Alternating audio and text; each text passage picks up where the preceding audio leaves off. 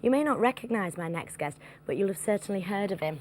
Tinky Winky. Isn't that right, Dave? Yeah, hi, Would Kim. you like him back? Oh, yes, please. Welcome to the Hot House. You are Tinky Winky, aren't you? Well, you've been Tinky Winky, but you're still on our screens as Tinky Winky. Yeah, they still show all the generic material we shot in every episode.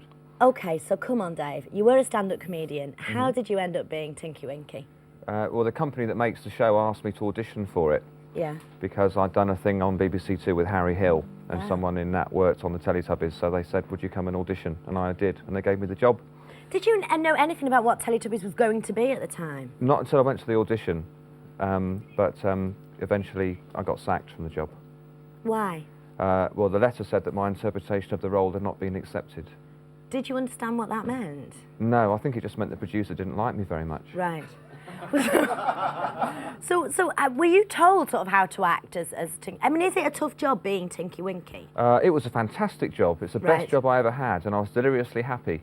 Really? Yeah, and like all the auditions and stuff, because I went for about 3 or 4 recalls for the auditions, and they sort of said, so how would you do it? And we did all that.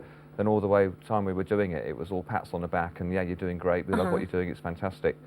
And then suddenly it all went as soon as they carted you off to Teletubby Land, you ended up coming back. Yeah, well, after a few months, yeah. Goodness, so the bubble was burst, really. Yeah. But it's not put you off appearing, has it, in front of the public? Oh, no, you're no, back to stand-up comedy. Yeah. Do you tell people when you're a comedian that you were or are-ish Tinky Winky? I don't mention it, but often it goes before me, and so does it? they say it when I'm put on stage, yeah. I've just been working in Sweden and also Holland, and it's shown over there, so of course it all gets... Has it surprised you, the success of the Teletubbies? Not really, because we always had a feeling, we always had a euphoric feeling that it was going to be huge, yeah, because she's very clever. Anne Wood, the producer who sort of conceives it all, she's very clever, and they used to make Rosie and Jim and Tots TV, and she learnt from all that and put it into the Teletubbies, so we had this sort of euphoric feeling. You know, last Christmas when everybody was queuing up at midnight and all the way through the night to get their hands on a Teletubby, did you have to queue up, or did you get a free one? I didn't even try. I didn't get any free ones. No. Yeah, I didn't even try to buy one at that time. But since then I have bought them, but I've had to pay the full whack for them to give to little children, you know. Oh dear, you're ever so good, aren't you? Do you miss being a Teletubby? Yeah, I love being it, and I wish I hadn't been sacked, but you've got to make the best of what you can. Of course you have. And try and keep going. What's your favourite kids programme now? I don't really watch children's TV programmes, to be honest. Don't you? No. You should, they're fab, I love them. Yeah.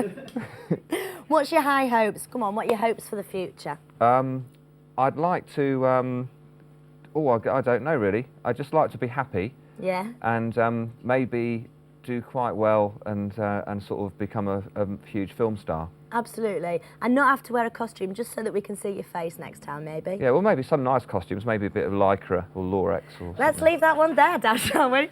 Please. From Tinky Winky to Lycra, what can I say? Dave, thanks very much for being in the Hot House. That is it. It's over to the band to play us out with Moondance.